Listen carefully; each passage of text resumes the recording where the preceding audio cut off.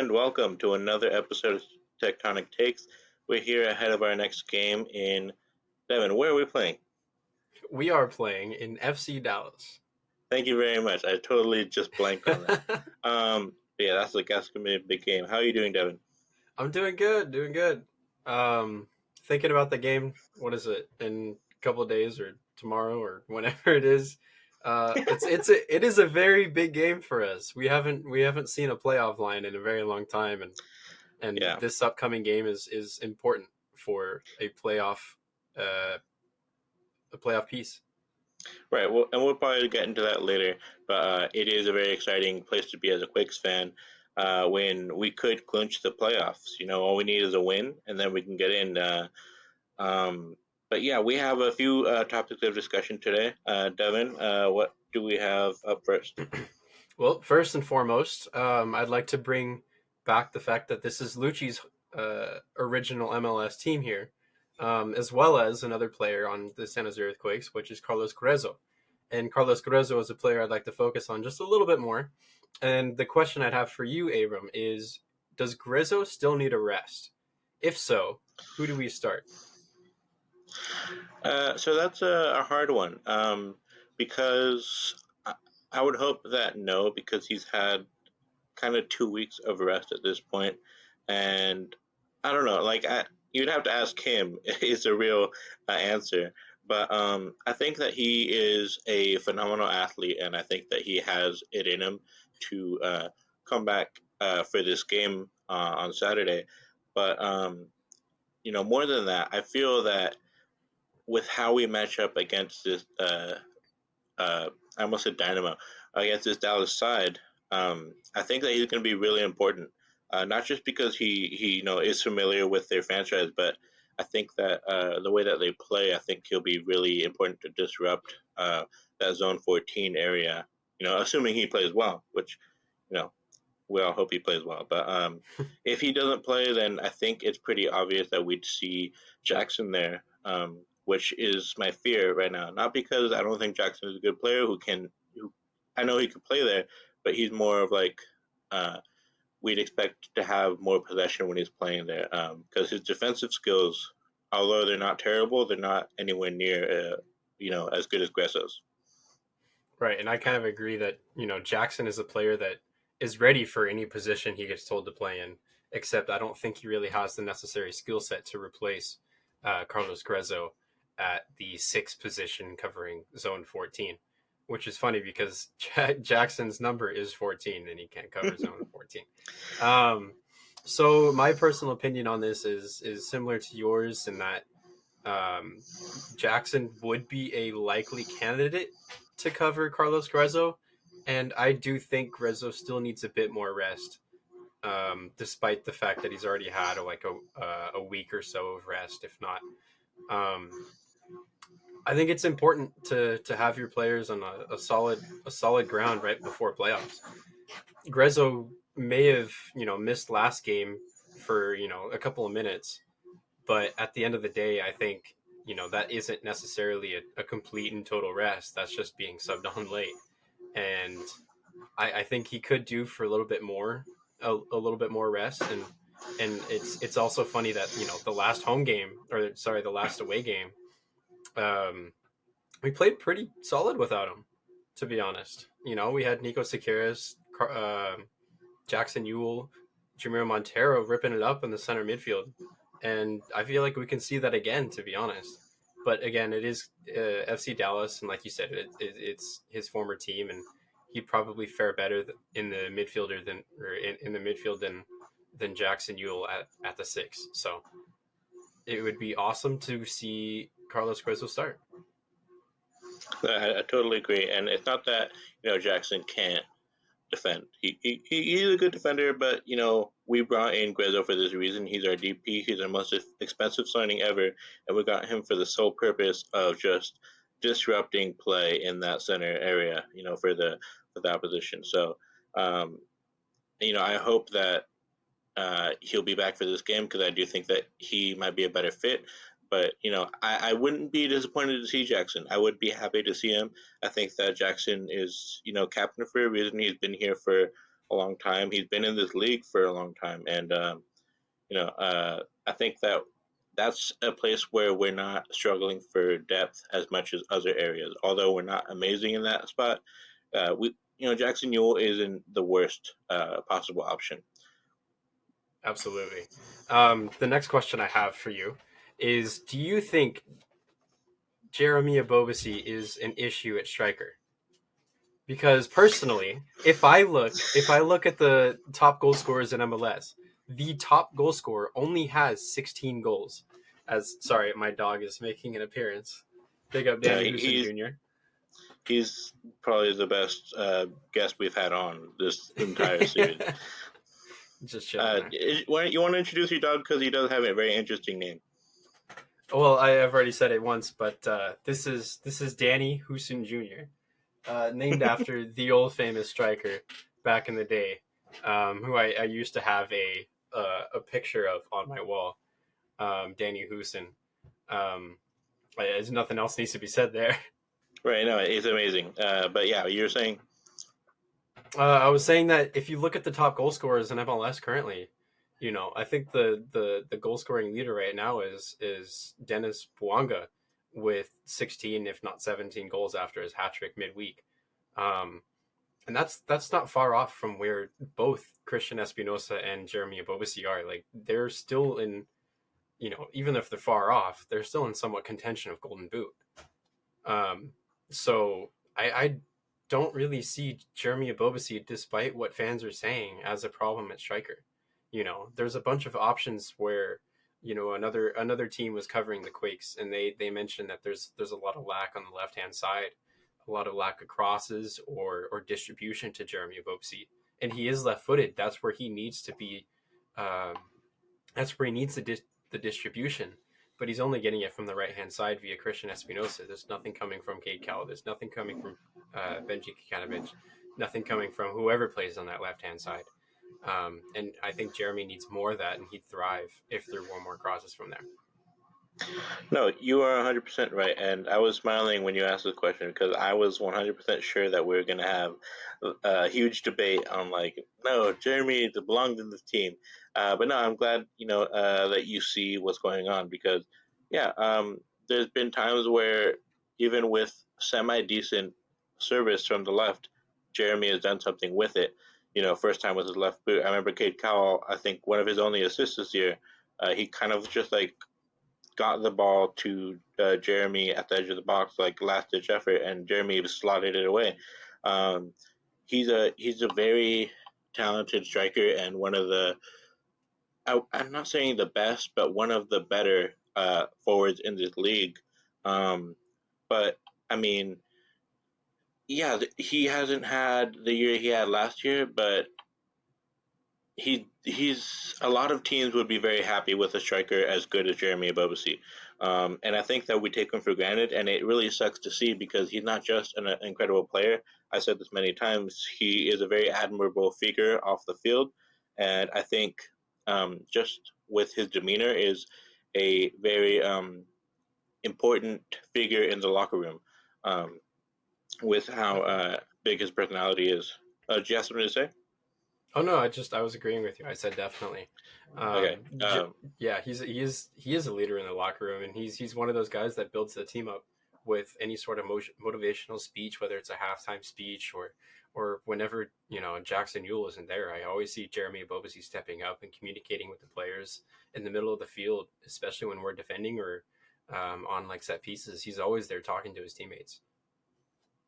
Yeah. So I think the bottom line is people think that Jeremy Abobasi is the problem, but uh, he's not. He's a positive contribution to the team, and I think uh, the real problem is why Jeremy is not kicking off either. If we could solve the real problem, which is the service from the left, because even if Cade, Hoppy, or Benji aren't popping off from the left, neither is Miro, who likes to be in that left half space. Miro it hasn't played to his regular standard, so we have those deficiencies in the team. What is Bobasi going to do if he's a striker who needs service, and then we slander him for dropping deep to make things happen for himself? What do we want? Like it's kind of ridiculous, but yeah, I would love to see Jeremy like finally get that service and kind of step up again and show the form that we saw last year, and kind of like prove everyone wrong and show like why he's such a valued forward and asset in this league, but mostly like just the impact that he does have on this team. Right. And that also begs the question, who do we rather have again as a left winger or on the left hand side? Is it Matthew Hoppe or is it Cade Cowell? And I think we both know what the answer is. We both have the same answer. It is Matthew Hoppe. I'd like to know your thoughts on Hoppe during the game last week.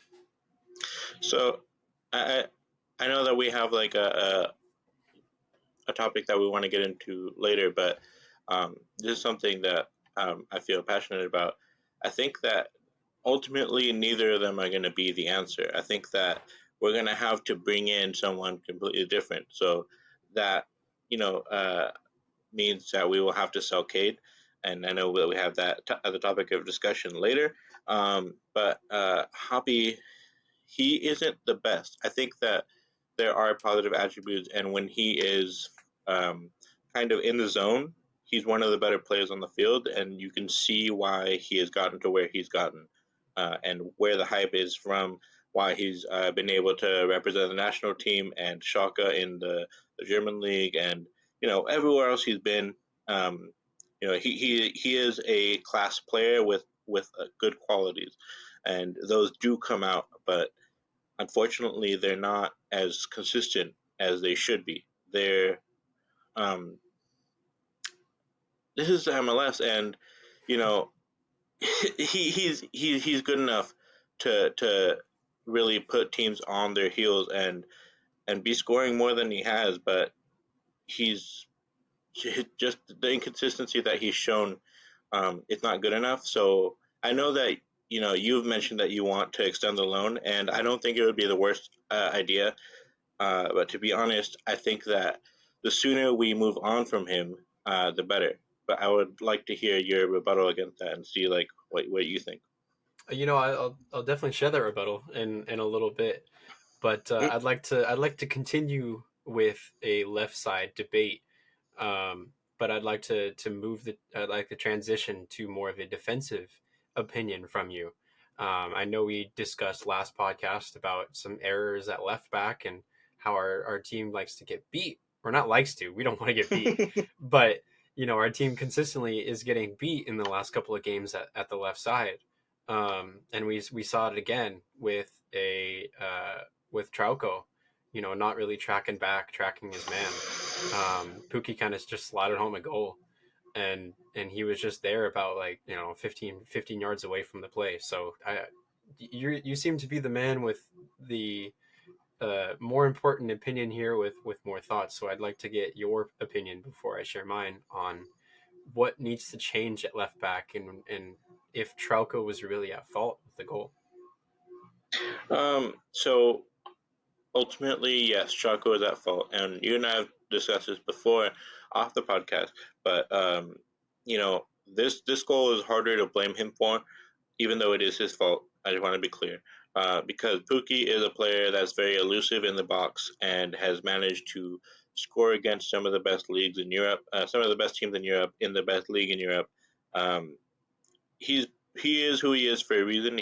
He's a big name, and so it's hard to fully fault Chaco for losing his marker. But the thing is, he didn't show enough hustle and effort in getting there. So that's where we are disappointed. But you wanted to know about like the future of left back, or what was the question? Yeah, I mean, I'll put my opinion in here, and I think Trauco is one of those older players where he might not be needed in 2 or 3 years, and we have a healthy and thriving academy. We might be able to find a player in replacement at left back, or we already have someone on our team, and his name is Paul Marie. I think Paul Marie as stated by Lucci in the recent press conference, has uh, alluded to saying Paul Marie in the early stage of the season was a consistent performer and was starting worthy. Why isn't he starting now? You know, if Trauco is messing up on these left back instances, despite what you just said, saying that he wasn't necessarily at fault, um, I think it would be a good chance versus Dallas to give Paul Marie that left back starting spot and see if we can, you know, counter those mistakes that we've made. I know both Trauco and Paul Marie are more of an attacking piece at the fullback position, but I do think Paul Marie is more healthy in terms of staying back when needed. No, I fully agree. I think that when you look at the spectrum of things that these players provide, Charco has, undoubtedly uh, amazing intelligence. Whether it's to play the pass or just positioning himself in a place that'll help the team. And we are never going to question that he has been a valuable asset to the team. But the thing is, Marie has a wider, spectrum of things that he's good at. So he is a great attacker. He can dribble, just like a forward can, even though he's a defender. He is relatively fast. He is strong and solid defensively. He has a really good defensive and offensive work rate. If it's really hard to say because they offer such different things. They're super different profiles. But you're right. The future of this Quakes team does not hinge, or it doesn't rest on the back of Miguel Charco. Um, he's not that kind of player. He's already starting to have a decline in his physical attributes, and it is showing because he's not able to keep up with the play. Whereas someone like Marie and Akapo on the right opposite side, he is still able to keep up with the play because he's a very physical player. The reason that we're not seeing Marie as often, I think, unfortunately, is as simple as Marie doesn't have the pedigree of playing for Flamengo or playing for Saint Etienne in Ligue 1. Playing for his national team. Charco comes with all these medals and you know achievements that he's done, and he it does show it in his quality of play, but um, that's why Marie is kind of overlooked and seen as the backup because he's just some French guy who was drafted out of college in the eyes of Namal's coach. But thing is, he kind of offers what we need from that left hand side, and so I think that's why if I was a coach, I would see that and be like, okay, even though Chaco might be making more money and maybe we promised him a certain amount of game time, I want to win, and Paul Maria offers these things that Chaco doesn't. So I would be starting Marie. And I think a really good example of something that Paul Marie does that Trauco does not is distribution into the box for Jeremy Abobazi on the left hand side. It's weird that a left back is one capable of doing so instead of a left winger. But Paul Marie does it. He distributes balls and makes crosses into the box for our strikers or attackers to make plays on. And that's not something you really see Miguel Trauco doing necessarily at that the left back side. It's not really something we want to see at the left back position doing, but Paul Marie basically gets it done more often than the likes of our left wingers and other left backs.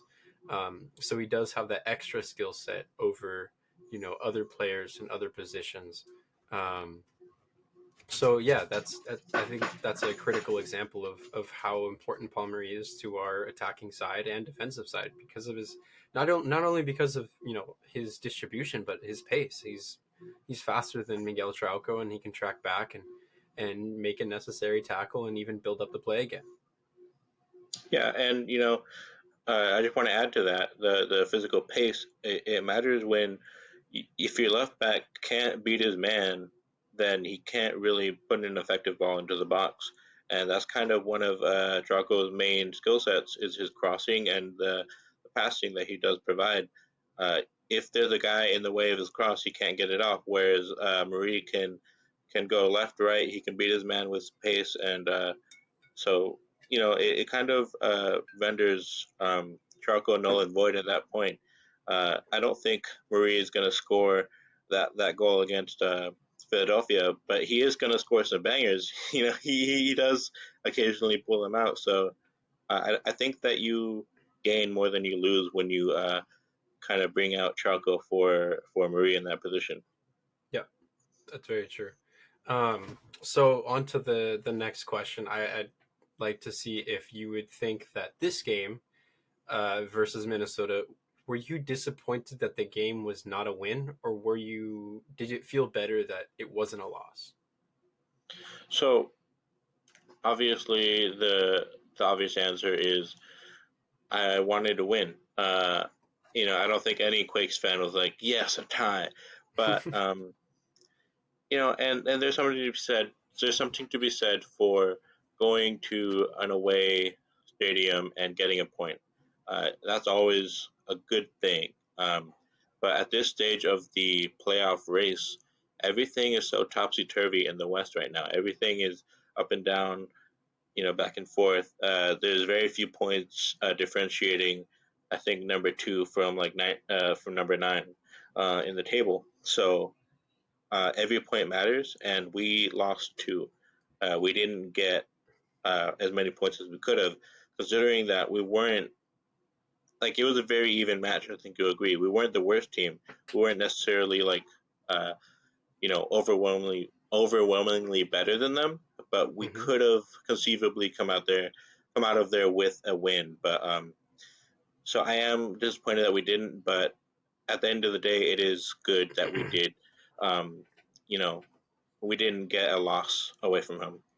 Right, and I'm one of those few that says that I'm fairly happy with a point, um, given the team's dynamics right now and how close we are to a playoff spot and how close Minnesota is to us. Stealing any points at their home is considered a win, to us, and in an MLS dynamic, any away point is crucial to a playoff push. And with only two games remaining, 1 point with 4 points to separate the two teams, it's still crucial to us. And the fact that FC Dallas is only 1 point close to us, um, so I'm happy, but kind of like you alluded to, um, it was more of a fair game, a fair fight. And I think even the stats can prove that. There's a lot of 50-50 opportunities. I think the possession game was only 51-49, if I remember correctly. Right. We can pull up the stats right now if need be, but everything seemed within like a 50-50 percentage, which is great considering it is an away game and we kept things tight, and there were a bunch of chances we had where we could have won the game winner.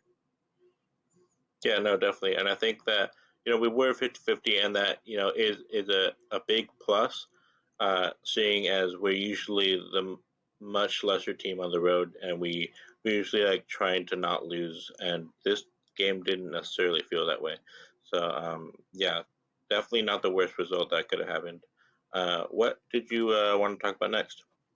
I think it's better to look at the point system at this point. So let's go through the standings, because obviously we had a couple of Wednesday games. The standings are updated. A bunch of teams are now equal to us on games played. So let's go through at the moment. We will start with FC Dallas. So FC Dallas, they're still on 31 games played. They were supposed to play Colorado on Wednesday, except the fact that their game was delayed due to weather. So now they play on October 14th for their 32nd game, or maybe at the time 33rd. So they're still 1 point back. They play San Jose on Saturday, and it's going to be incredibly crucial to either team for their playoff push, and they have the home field advantage. So I'm a little nervous, heading into this game, but at the same time, confident that our boys are taking this fairly seriously and really want a playoff push. So Kansas City, uh, currently played their most recent game. What is it? Oh, they did not. They did not play a Wednesday game. They're equal to us on games played. However, they are also 4 points back from us. So it looks like they might be out of the playoff race if they were to lose the next game. And their next game is versus Real Salt Lake on Saturday. And obviously, I think as Quakes fans, we want Real Salt Lake to win because they are fourth place at the moment. It would be nice to get a top four finish for the San Jose Earthquakes. However, I think realistically, it would be better for Real Salt Lake to beat Sporting Kansas City. So we don't feel as nervous going into decision day against Austin. So we will be rooting for Real Salt Lake this Saturday. Next team is Austin FC. San Jose Earthquakes are currently undefeated against Austin. We have never lost to them at home or away, which is beneficial to us. So they just had a game versus DC United in Austin, and they won 3-0. So they moved up 3 more points from 35 to 38, but now they're equal on games played. So whatever team they face this weekend, which I can tell you right now is versus LAFC. LAFC is fighting for a top four finish, and I don't, just like I said, versus RSL, I don't expect us to get a top four. So I'd rather see LAFC defeat Austin FC, so it's easier for us to have some breathing room at decision day. Next team is LA Galaxy. So they also just had a match midweek versus Seattle Sounders. That was a match that I personally watched, and I thought at the beginning of the game, Seattle dominated possession, but LA Galaxy halfway through towards the late end of the game came back and started fighting on their own. However, we'd like to give a major shout out to Raul Ruidiaz for scoring in like the very last second of the game to win in Seattle 2-1. Thus proving, I believe, someone can correct me in the comments, but the LA Galaxy has not beat Seattle in Seattle for like the last 7 years. So they continue their undefeated streak at home, and they also help push the Galaxy further away from playoff contention as they're at 31 games played with 35 points. So they do have one game in hand versus us. However, if they win that game, they're only 4 points back. So I think their playoff contention is fairly slim to 0. So maybe even less than like 2% for them to make it. So Portland Timbers, a spot ahead of us, only by 1 point.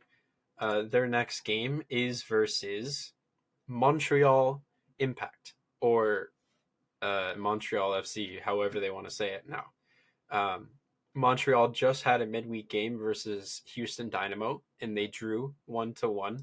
Houston Dynamo is currently in 6th place in the Western Conference with 45 points.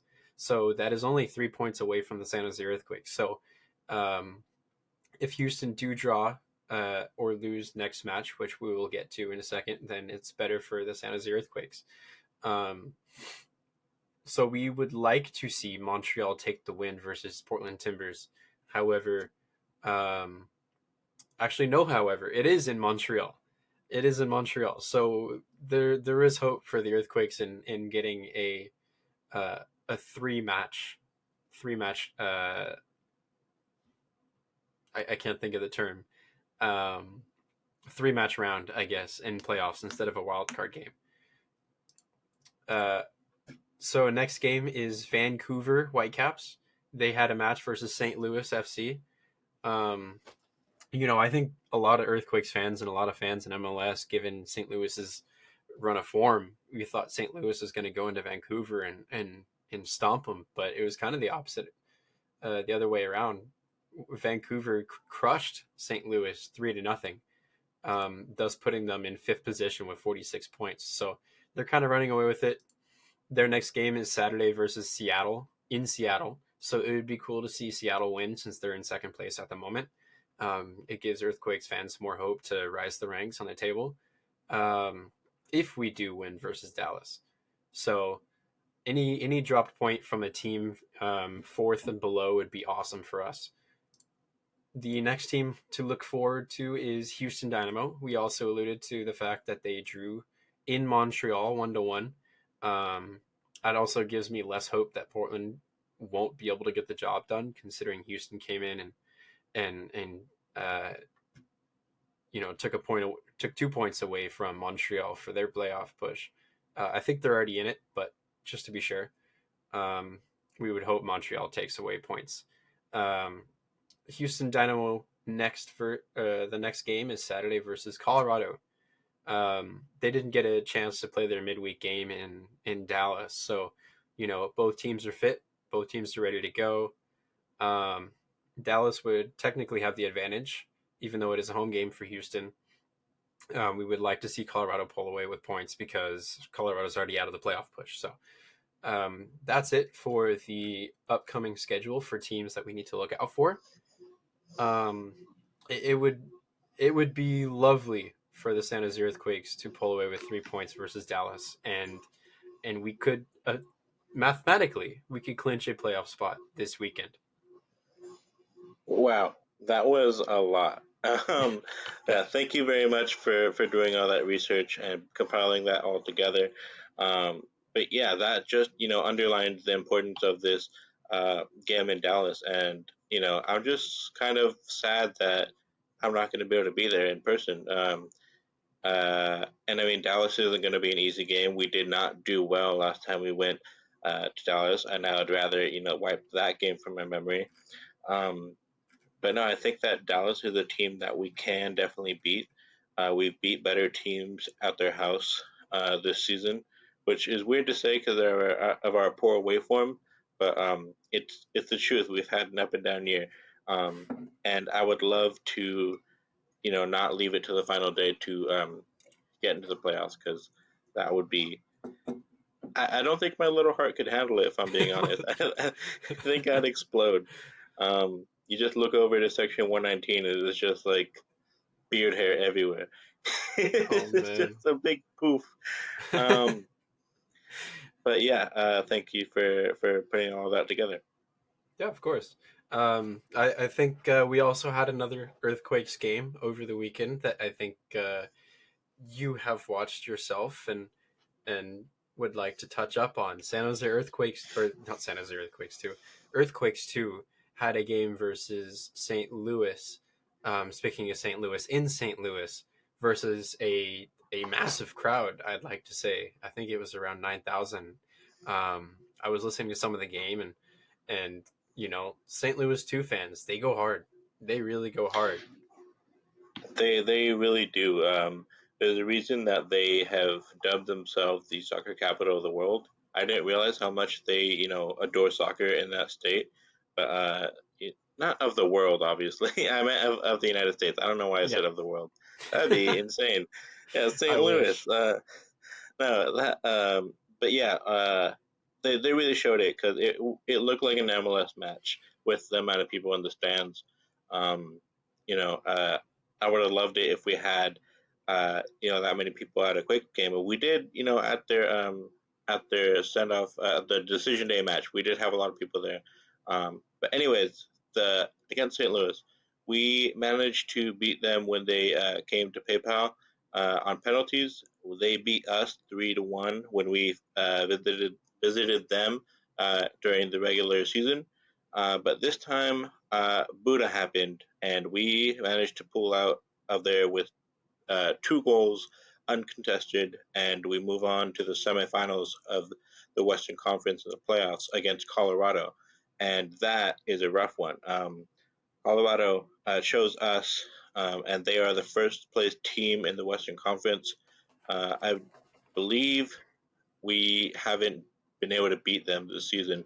I could be wrong on that, but they're a very strong side with a lot of really good up and coming players. So I'm nervous about it because they're a very strong team, but I don't think that they're going to be too much for us. I think that this team can pull together. If Lalo Blancas, Jerry Ayon, if they're running on all cylinders, then they kind of like spur the team on to do great things. And I have my heart crossed that they brought Budo with them to Colorado because he's the centerpiece of that team, even though he hasn't been available to them all season. But what a player he's turning out to be for Quakes too. Um, but yeah, so it's an exciting campaign for Quakes too. So if you haven't yet, make sure to go check it out. I have some articles out if you're interested. But yeah, One piece that I'd like to point out is there's a lot of fans in MLS in general, fans. They like to mention that the Colorado second team is much better than the Colorado first team. And that's something that Earthquakes fans need to look out for is how strong Colorado is in Colorado. Not the fact that Santa's Earthquakes or the Earthquakes 2 are going to Colorado, um, about a mile up in elevation to play in much higher elevation than normal. It's also the fact that Colorado is used to that elevation and they already have an advantage of having such a strong team and being capable of winning games a lot in Colorado. There's a reason why they get to choose the team that they want to choose. Um, but noting that the Earthquakes too are well known to being the best away team in the league, and that came from the league itself. We are the best away team in the league, and that's simple fact. We like to win games away, and we've proven it. So with that said, it's going to be an incredibly tough match, and I think San Jose Earthquakes fans, whether you're a fan of Quakes 2 or just a fan of the first team, it would be a fun game to watch and something to tune in for. no, that's incredibly well put. This is going to be a super exciting game. It's a great matchup. The one of the best home teams versus one of the best away teams. It doesn't get much better than that at this level of soccer. So yeah, definitely tune in. It'll be on Apple TV on Sunday at 6:30 Pacific time. Yeah, check it out. So the next thing I'd like to talk to you about is something that we've already discussed at the beginning of the podcast, and that is future transfers and potential roster moves. The first thing on the mind is kind of what you've already talked about is should the Hoppy loan be extended? So I'd like to get your thoughts first. I know you've already talked about it, but let's catch fans up on your thoughts and we'll continue from there. Right. So I don't think it would be the worst thing in the world to extend the loan. I don't know what kind of clauses there are in place. It might be very expensive to do so. Uh, it didn't take anything out of our GAM budget to bring him in, but out of pocket, uh, it did cost 200,000 to 200 or 100. I'm not sure to bring in Matthew Happy. But on the salary cap, it takes up 22,000, which is impressive to Oh, bring in a player of that stature uh, and put him in the squad. It was a very smart move from Leach, even though it hasn't brought on the field results. We didn't lose anything by bringing him in, so I that's why I don't think it's a terrible idea to extend the loan. However, I would love to move on from Javi. I think that he seems to be happy here, and so that's all well and good. But if we could bring in another DP, I would choose that 100% of the time over extending the loan. And I know that that's not set in stone, but I would hope that's what the front office is going for and what they plan to do in this off season. Um, right. I yeah, think the best and most realistic potential that we have is to sell Kate Cowell for a minimum of 3 million, just like the loan proposal was for Bologna. Um, I don't know if we touched on this last podcast or a podcast before this, but this is one of those things where you have to make a statement into the front office and to the academy that you have an academy player right here, a mega like a superstar prospect, and your goal is to sell these players, develop them and then sell them to European teams where they'd like to, you know, potentially end up. And Kate Cowell will potentially be that first academy specific player um, to be sold to a European team. Obviously we had Marcos Lopez, but he was bought in from another. He was bought from another team and then sold by the Earthquakes. We had Francisco Calvo that was bought from a Turkish team, um, but obviously they Sold never to. came. Yeah, sold to a Turkish team, but they never came from our academy. However, Kate Cowell did, and you'd like to make that statement to your academy kids, like saying, "Hey, we can develop you the right way, and we can give you that chance to go to Europe." And we need that. We need that from Chris Leach in the front office to sell Cade Cowell. I know his price tag is effectively like over 5 million, supposedly in the transfer market. However, he will be our first player to be sold, and I think you have to let him go for around 3, 4, 5 million, whatever, instead of like 6 or 7 at the desired amount. You know, give our academy players that chance to go to Europe. Let Nico Tsakiris develop here and then get transferred to another team in Europe. We have so many great homegrown players who have potential and ability, like Mendoza. I know he's great for Quakes too. He can play for the first team, hopefully in the next year or two, and he can show off his skills and potentially transfer to Europe. But we need someone to we need to start with one player, and that player is Kate Cowell. If we trade him this offseason in the winter transfer window, that would be perfect, and we can use that money to buy a DP for a left winger position and upgrade that position. Um, I know Fisher would have the funds to do so. I know the team would have funds to do so.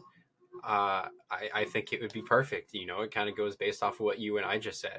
We need an upgrade at left wing, whether or not Hoppy stays. We need a DP there. So why not use a DP, or at least buy down uh, Montero, and then use a DP slot to fill that left wing position. No, yeah, you're 100% right.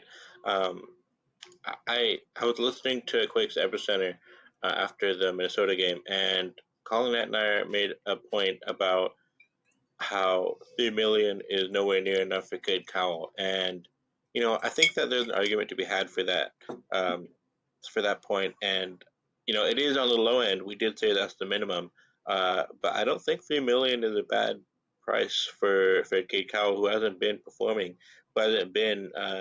I wouldn't pay 3 million for Cade Cowell. Um, he's not having the production that would warrant that price, and so to get that offer for that much, I didn't mind it. I would love more, obviously. The more we can get, the better. But you have to put it in perspective that the highest we've the highest tag we've ever paid for a player is 3 million. So we put that 3 million to another.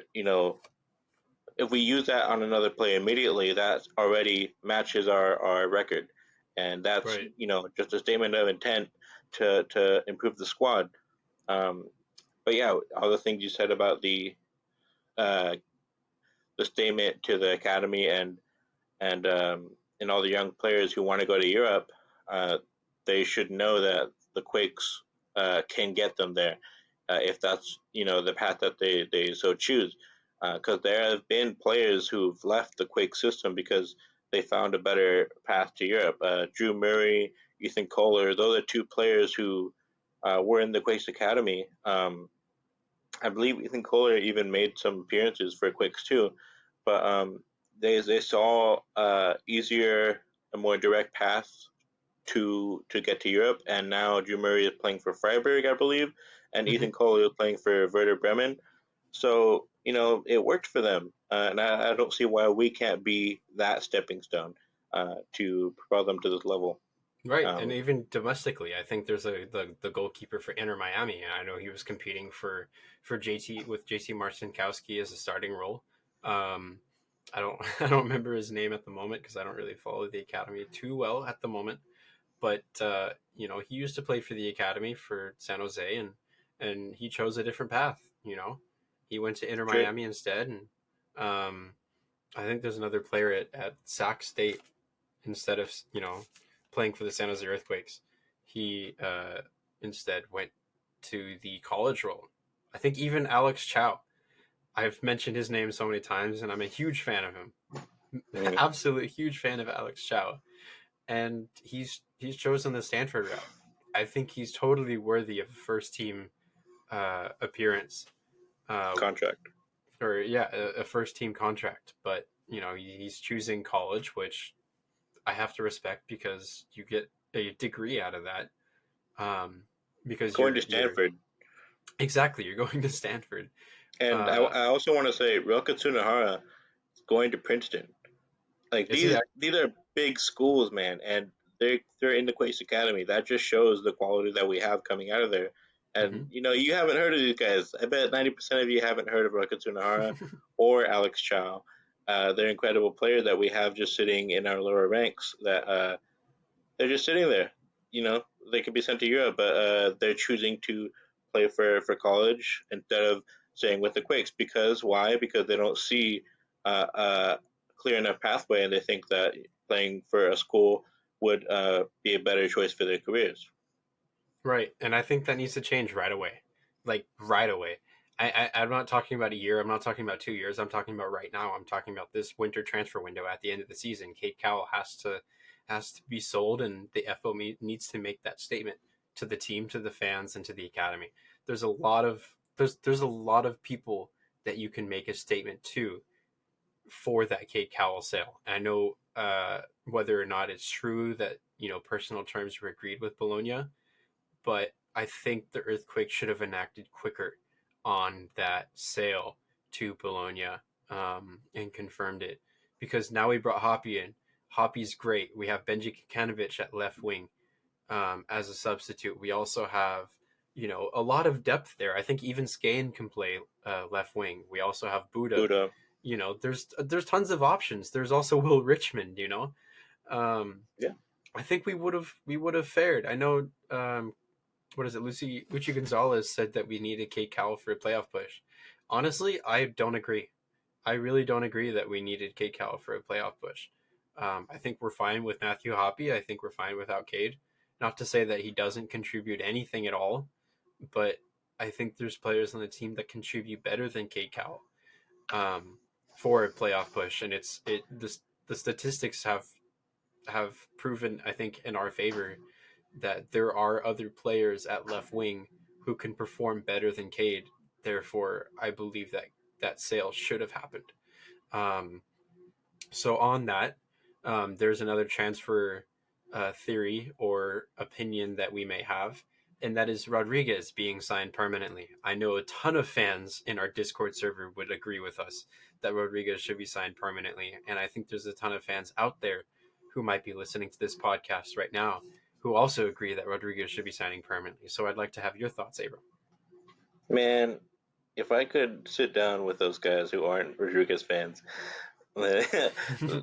Are there any? no, there are people who don't think that he is good enough to even start for the Quakes. They don't think that he should be around the first team at all, and I understand. It's not that opinion doesn't come from nowhere.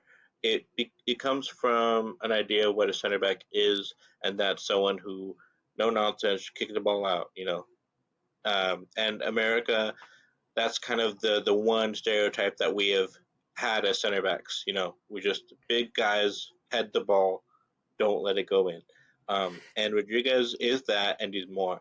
Um, he has flair. He has impeccable vibes. His energy is incredible.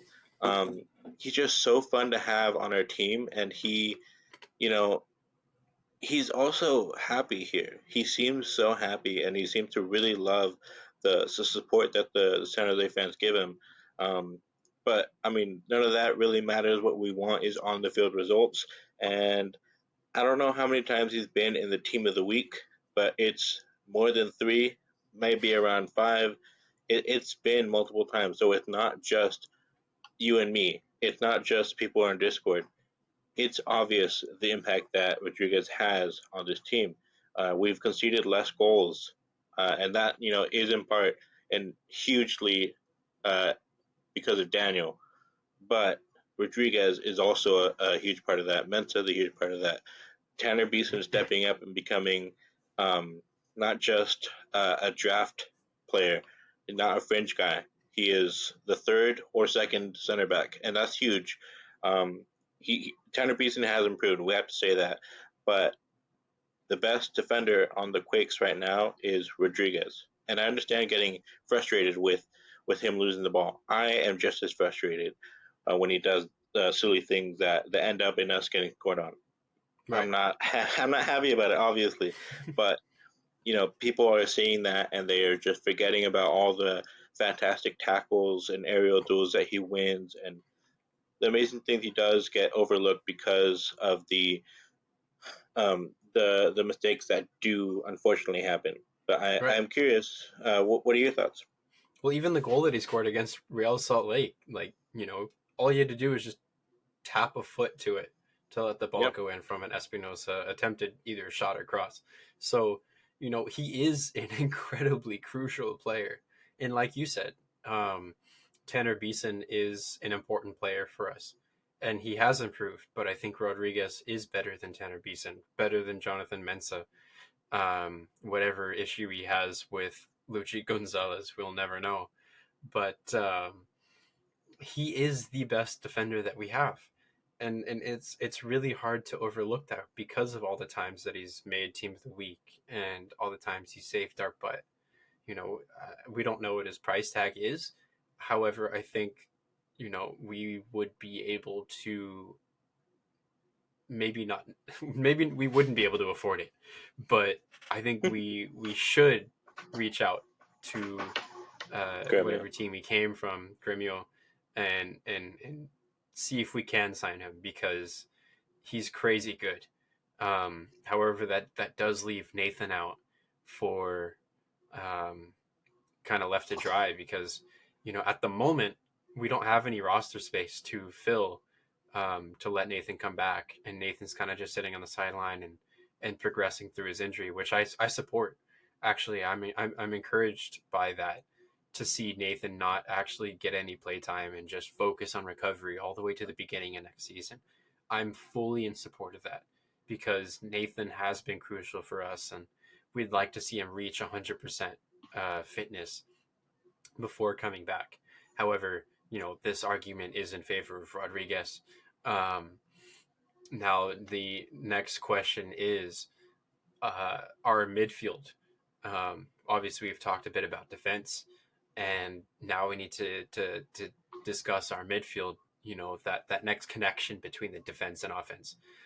Do you think Baldissimo and Tommy should leave the San Jose Earthquakes and be replaced by either homegrowns or another signing?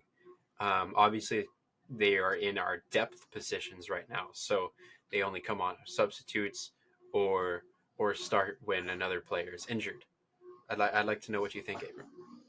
Well, you asked me this, but you know what I'm going to say. Um, I do. so I have obviously been following Quakes 2 very closely. I think that a lot of the players there have more ability than at least Michael Baldissimo. I think that he does have his strength. I think he's a great passer of the ball, but he's not a good enough passer of the ball to make up for everything he lacks, which is speed. He doesn't cover a lot of distance. Um, he has been said to be one of the stronger players on the team. It doesn't really show on the field. He might have the muscles or whatever, but it doesn't seem like he's bodying anyone off. He's not big. He doesn't provide enough for me. Whereas Cam Sealy does, Alex Chow does, and these are different profiles of players. But Alex Chow does play in the center midfield. Tell me you wouldn't rather see that guy play over Michael Baldissimo, the 17-year-old. Um, I have even bias. even Edwin Mendoza uh, has a lot to offer. Um, I'm kind of, this is one of the first times that I've seen Leach go out and get a player that I'm not sure about. Um, and he's done it again with Ayo Akinola and to a lesser extent Matthew Hoppy. But Baldismo specifically does not provide enough value for me to let him play for those Quakes again. I don't think that he is defensively sound enough to back up um, Grezzo or Yule, and he's definitely not creative enough to play further forward for Montero or in the Shakira's role. But Tommy is someone who I think has had a rough go of it, and I think that I'll fully acknowledge I have bias toward Tommy because I started watching the Quakes around 2011, and so I saw Tommy from a very young age, grow into the player he is today and become such a loved figure by the fans. So it's always going to be hard for me to say get rid of Tommy, but I don't see him getting another contract because his performances haven't warranted it. In a similar way of Baldissimo, I can't say Baldissimo has to be gone and not say the same for Tommy. Um, Although I do think Tommy does have stuff to offer the team, I don't think they are valuable enough for us to sign him on to another year because it is his last, as far as I know, his last year, for the Quakes on his contract. But I do hope for both of these players to find, uh, you know, a team that values what they bring to the club and the strength that they do have. But I don't think that the Quakes are going to be that team come the beginning of next year. Right, and I totally agree with you, Abram. I think one of the very first games, if not the very first game, that Tommy Thompson played for the San Jose Earthquakes was a friendly versus Atletico Madrid in Candlestick Park, which is crazy to think about because when I think about it, like I actually think about this like once a week. And Tommy Thompson was one of the best players that we had on the field versus Atletico Madrid. And now here we are discussing whether or not he should even play for the San Jose Earthquakes. I still want to say real quick. I will let you finish your point, but that game against Atletico Madrid, Tommy missed an open goal, and it was so frustrating because we're getting on Tommy for not finishing chances. Had many chances in the box. God dang it, Tommy! You could be you could be so much better. If these goals went in, and they're not necessarily hard goals to score, the perception would be totally different. Even though he's doing the same things off the ball and progressing the ball in the same way, it's those little things. We need him to score those goals. We need him to make those passes, and it doesn't happen. But yeah, you were saying. Right. I'd also like to point out, I just remembered a point here about the Rodriguez scenario. One of the reasons why we got so many defenders and defending positional players, including Baldissimo and Tommy Thompson, is because Lucci was brought in after Matias Almeida because of the fact that we didn't know how to defend and we needed a defensive specific coach to help us with conceding less goals away or home. And I think that Luchi Gonzalez has done that for us. So there are a lot of fans that are going after Luchi Gonzalez's head right now, and I'd like to point out the fact that he came specifically to to help the Earthquakes concede less goals, and he's doing that. And I'd like to give him another chance to prove that he does have the offensive quality in a second year. Well, as I voice crack, in his second year, with more offensive tactics included with his defensive structure that he's now, pushed into the San Jose Earthquakes. So now moving back to Baldy and Tommy, here on the notes that I have, Mendoza is a perfect player to replace on the roster, and I know he just signed a homegrown contract this year, I believe. I think Mendoza is a perfect replacement as a substitute, at least for the San Jose Earthquakes next season, as a defensive or midfielder that Tommy or Baldy have played before. Whether or not Grezzo gets injured, you call up Mendoza, you call up Chow, you call up Sealy, and I think Sealy's on a higher tier than Mendoza is. And you'd rather play Sealy or even Tingy. Tingy's on a, what is it, left back or right back role? You're gonna have to let me know. So If not, no, so he's a left back. That's a simple answer. He's an inverted left back, and it's weird, but that's his natural position. so do you think he's better as a left back, at least in the future? Do you see any potential to be better than Trauco or Marie? I don't like more inverted left. I don't want more inverted left backs on this team. I think we have enough with Marie. It's just it rubbed me the wrong way, right? It's just one of those little things that make a difference in the game. But he has really good positional awareness and is a good player. But you want speed from that spot. If we are in a bind at left back, even right back, he can play for the club. Although I think that he's in a less favorable position to do so than his teammate Cam Sealy, because physically, I don't think that he is like excelled in anything. He's not super strong and not super fast, but he's a serviceable player. So like I said, if we're ever super short on that position, he could do a job. Yeah, absolutely, and I fully agree with you, Abram. Going back to the Tommy position, I think Tommy would actually be a decent center defensive mid for like a Grezzo entry. And I only say that, and I know there's a bunch of Quakes fans out there that will 100% disagree with me. Um, if used correctly, I think Tommy Thompson is great for, you know, small dribbling, keeping the ball close, and short distributions. Whether or not he needs to play with another CDM in a 4-3-3, so two CDMs, one CM or cam. Um, I think he would thrive with another CDM with him, so he can move more towards the side of the pitch. Um, I think that's his best position.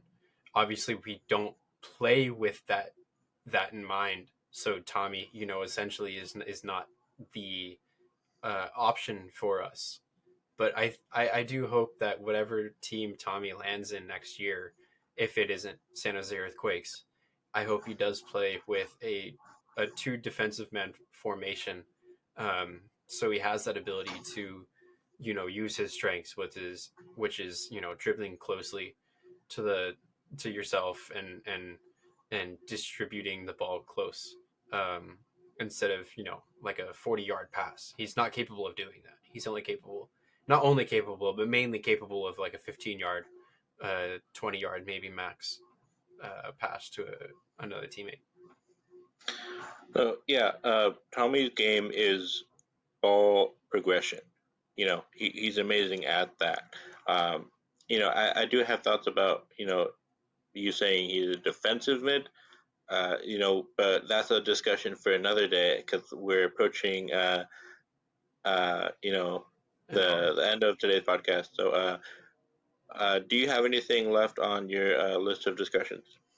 One more thing, and there's been a group that's talked about this before, but Bruno Costa is officially gone. Yeah. What would that mean to the San Jose Earthquakes? And I think I'll answer this first. I think Chris Leach is moving the Quakes in a different direction than just bringing in Brazilians occupying international slots. I think Chris Leach is now moving away from the fact that we can hoard international slots.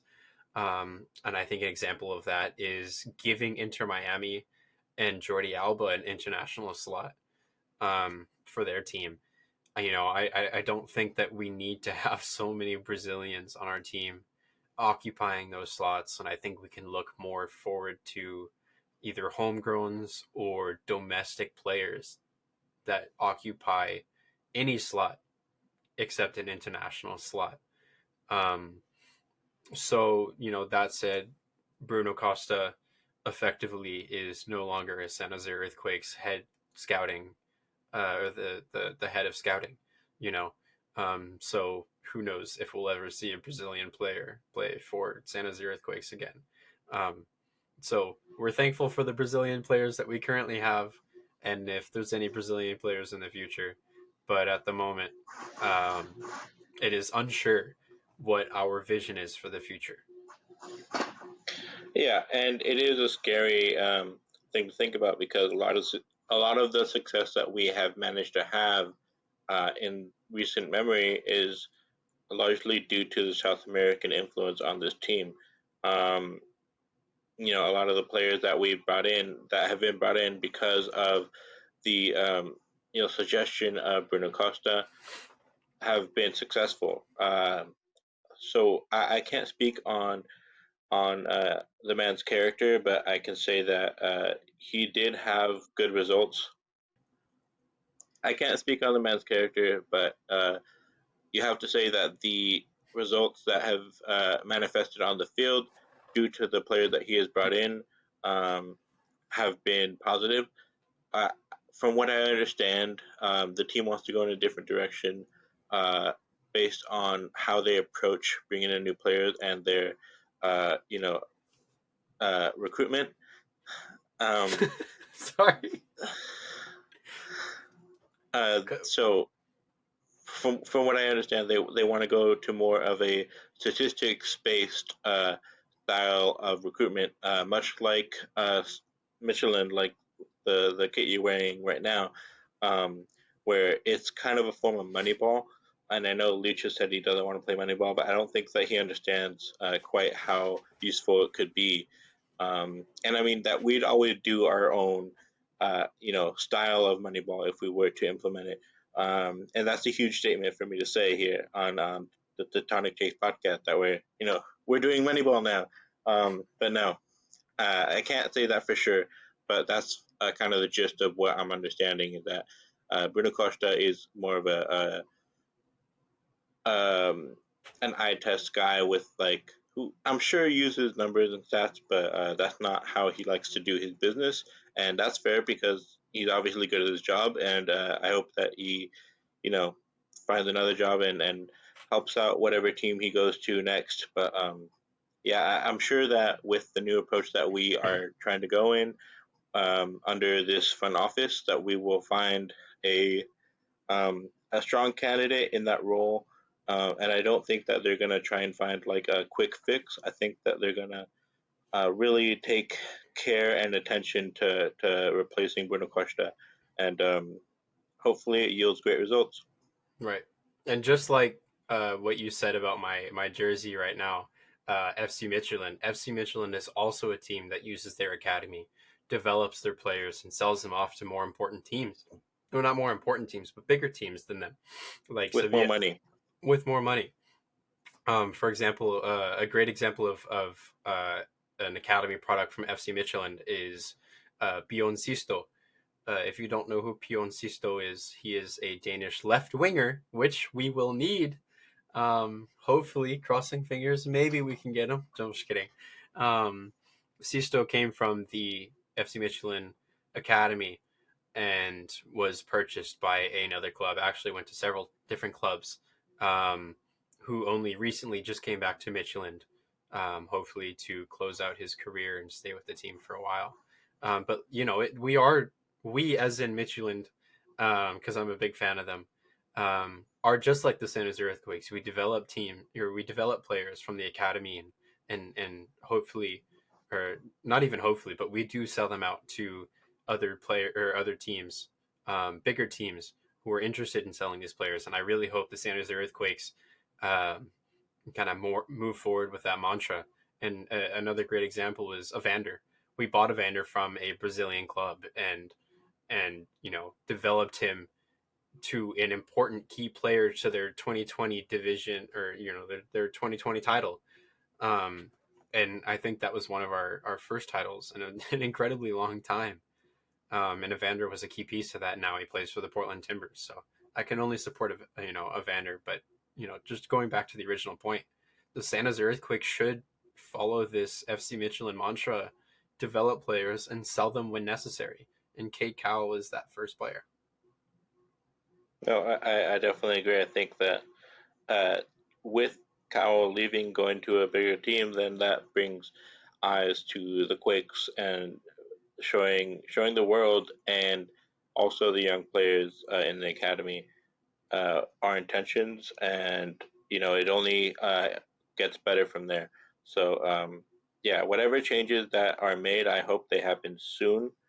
Um, but with that being said, that's gonna be the end of today's episode of Tectonic Takes. Devin, do you have anything to plug? Do not have anything to plug. If you see a subscribe button down below that's red, if it's not gray and you haven't clicked it, please click it right now. Go click it. And also the Discord, there should be a link in the description to join the Discord. We Yep. have great discussions, sometimes very heated discussions, but it's all love. And I think, as a Quakes fan for a long time, it's probably the best place for game day discussions. And like during the game, it's a very chaotic, wild place, but it's very fun. And there's no other place right now on the internet like it. So definitely go join. But yeah, thank you, Devin, for all the work you did leading up to this episode, and thank you all for joining in and watching. Um, and we are looking to face FC Dallas away, and we want to get those 3 points, but fingers crossed. Until then, um, thank you guys for watching, and go Quakes.